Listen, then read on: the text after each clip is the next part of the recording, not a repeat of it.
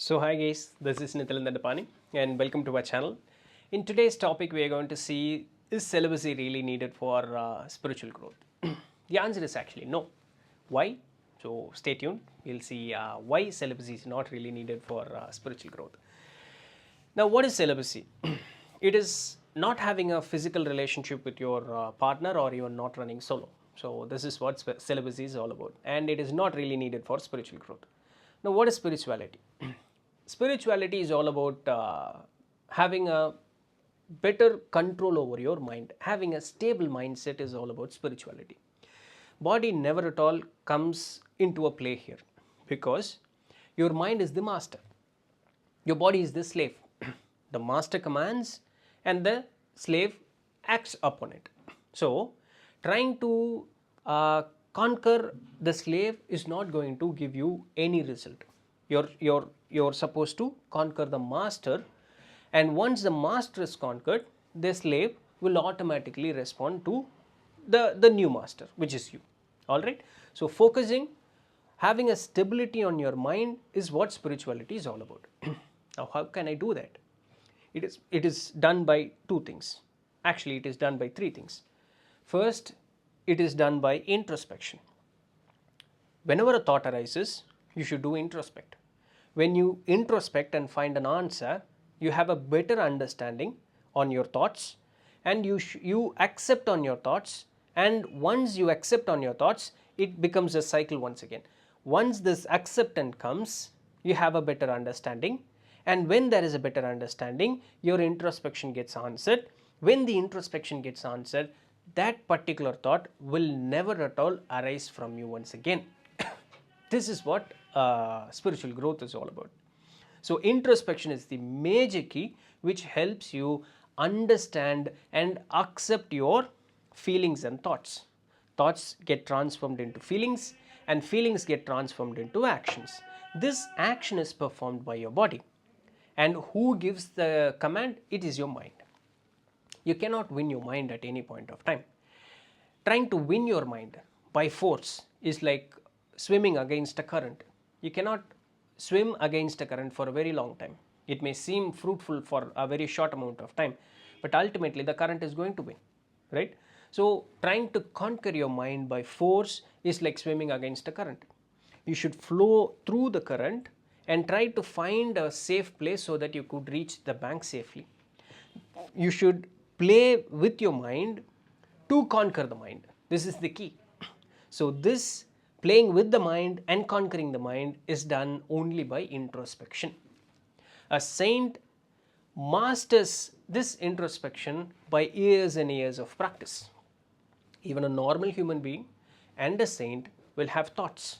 Their thoughts will get transformed into feelings, and their feelings will get transformed into actions. But a normal human being never at all have control over his thoughts, which get transformed into actions. But a saint has ultimate mastery. He has ultimate control over his thoughts, which he himself decides whether he wants to transform into an action, or he can just ignore those thoughts and be in a stable mindset. That is the only difference between a normal human being and a saint. No one is forcing you to become a saint, because we have a free will. We see so many things around the world, and it is very natural for a normal human being to have all these worldly pleasures, which is still accepted. Only a person who gets bored, who gets fed up of all these worldly things, because it never at all has any stop. If you want something, you achieve that, what happens? You want something else and you're achieving. What happens next? You want something else and you're achieving it. There are only two answers: either you achieve or you not achieve. If you're not achieving it, it is going to give sadness. If you're achieving, after some point of time, whatever that you achieved is going to get bored, or it is going to hurt you in some point of time. Ultimately, or you're going to lose that particular thing that you achieved. Ultimately, it is going to bring sadness. So sadness is very much eminent in this normal world. A person who wants to become a saint, or a person who has attained the sainthood, has a better understanding.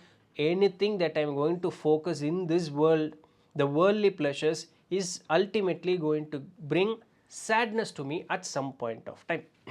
They understand it very clearly. So they ask another question. If everything that I see, everything that I conquer is going to bring sadness, because me as this body itself is going to get destroyed at some point of time, right? So ultimately, literally everything is going to bring sadness. Is there anything that is eternal? Is there anything that can give me eternal peace? Is there anything that can give me eternal happiness? And for argument's sake, we'll call it as God. Okay, that eternal peace, we'll call it as God. The saint or a person who wants to become or who wants to attain that eternal peace finds the answer or gets the answer that God is the answer. God is the point where I can have an eternal peace. So how to do all those things? Introspection is the only way. By years and years of practice, whenever a thought arises, he stops at that point of time, because thoughts get transformed into feelings and feelings will get transformed into actions. So a mind generates that thought and the person stops there itself. Why does this thought arise at this point of time? He starts to introspect. He starts to find an answer. When the answer arises, he once again asks this question: is it really fruitful for me to put all my energy and focus on this thought? Will this action going to give me eternal peace? If this action is going to be concentrated on these worldly pleasures, he already knows the answer, that anything that we focus on this world is going to give them is not going to give them eternal peace. At some point of time, the person is going to feel sadness. So there is absolutely no need for me to focus my energy on actions that is desired with these worldly things. So he stops his thought at that point of time. It is no use of putting all my action or effort onto these things. So be simple, sit silent. Now the person has to become God, right? He has to reach the point of God, and he can become God himself, reach the point of oneness. For that, a human being should absolutely have no thoughts within himself. He should have no thoughts, and thoughts will never get transformed into feelings. Those feelings will never get transformed into actions. He'll be in a state of complete emptiness. He'll be completely empty. When he can maintain this state of emptiness, when he can maintain the state of thoughtlessness, then he gets transformed into something else. The body transforms, the mind transforms. First the mind gets transformed and the body will respond to it, because the master gets changed and the slave also gets changed. When the master goes into a new house, the slave will follow him. When a person can keep himself into the state of constant thoughtlessness, he gets transformed into the state of godliness and the slave follows him. Even if the slave dies, even the slave withers, the master is in a stable mentality. The master have reached a point of oneness where there is no more transformation required. There is no more need for him. He becomes anything and everything. He becomes to the state of constant oneness. That transformation has to happen, or that transformation can happen only by introspection. No one is supposed to force themselves on to do anything. This body is made up of 5 elements, and the 5 elements expresses itself through the 5 sensory organs. So it is very normal for a human being to feel. You cannot force yourself not to feel. It is very unnatural. It is like swimming against the current. You cannot win it. If you force yourself into doing something that is unnatural, you're going to have physical or mental ailments, which is very wrong. You're not at all going to achieve anything in spirituality. Also, you're going to get ailments physically or mentally, which is very wrong. Okay, so let's not force onto anything. We'll do introspection. This introspection will give acceptance and understanding over your thoughts. Ultimately, those thoughts will never rise at all. So anything that happens around you, you will be in a state of constant peace. You will be in a state of constant oneness. No thought arises in your mind. This is the place of singularity. He goes to the place of singularity. He reaches the place of constant oneness by introspection, by having a better understanding, better acceptance over himself, his own mind, him, or the concept of I is your mind. When this mind gets acceptance, when this mind gets an understanding through introspection, it reaches the state of constant oneness. Only by this transformation, a person can reach to the state of highness. Only by this constant, reaching this constant oneness through this method of introspection, he transforms himself without any effort. He transforms himself. Transformation happens on its own. He transforms himself into the state of God. He is not forcing. So it is very natural to feel. But when those feelings arises, you start to introspect, and the feelings get understood and accepted, those feelings will never at all rise, because there is no thought, the state of thoughtlessness. This is how a human being should have a control over his feelings. Sadness, happiness, anger, sexual, anything, you name it, you should introspect, and by introspection you have a better acceptance and understanding, and those thoughts and feelings will never at all rise. You're not supposed to force anything yourself to do. This is physical body and there is energy body. Okay, both are connected. Your thoughts function in the energy body. When you're forcing yourself into something unnatural, there will be energy blockages, which are called as chakra blockages. When the energy flow is not correct in your body, the chakra blockages happens.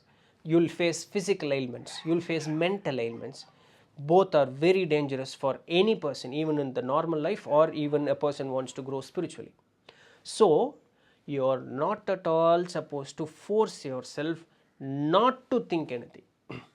Your thoughts and your feelings are very natural. So whenever you want to transform into something, you should reach to the place of thoughtlessness. And how those thoughtlessness comes? It comes only by introspection. And if you do introspection correctly, you have a better understanding and acceptance and a better hold on your thoughts, such that those thoughts or the change of heart never happens at all. Now say, is celibacy really needed for spiritual growth? You do not have any thoughts at all.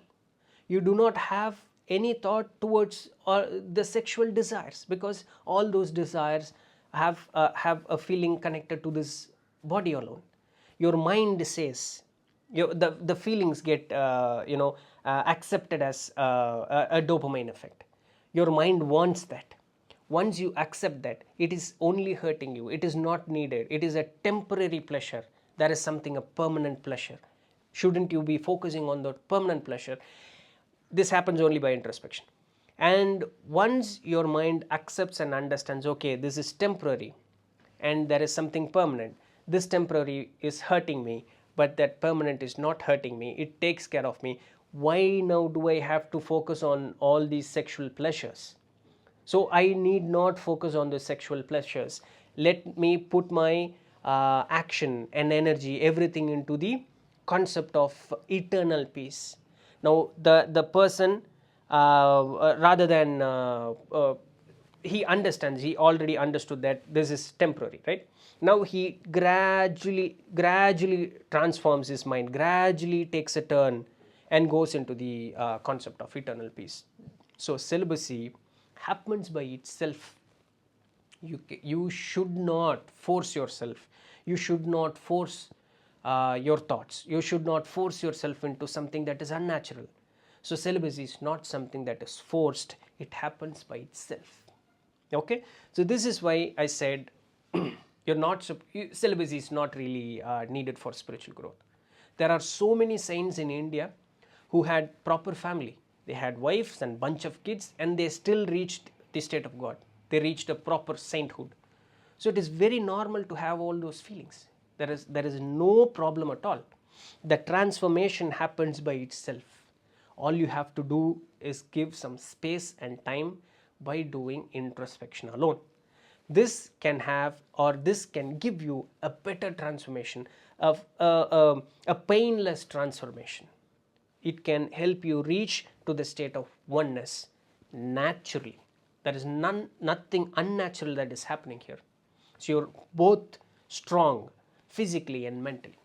This is how you should approach spirituality in a proper way. So answer now, is really celibacy needed for spiritual growth? Should you force yourself into celibacy? No. Because to have a thought, to have a feeling towards sexual desires is very normal. The only question is, do I really need it? If the answer is yes, you can always go there. If the answer is no, which comes naturally out of itself, the answer is no, then you do not have to focus yourself onto that. And and having a celibacy is not going to hurt yourself. So you never at all force yourself into anything. It just happens on its own. This is how a spiritual growth has to happen, right? So this is what we are going to do. We have discussed today. I believe I've made my point clearly. Yeah, do share your thoughts, and we'll meet in the next video. And if you want me to discuss any other topics, please do comment below. We'll see. Yeah, we'll meet in the next video. Until then, it's Nithilan Dhandapani signing off.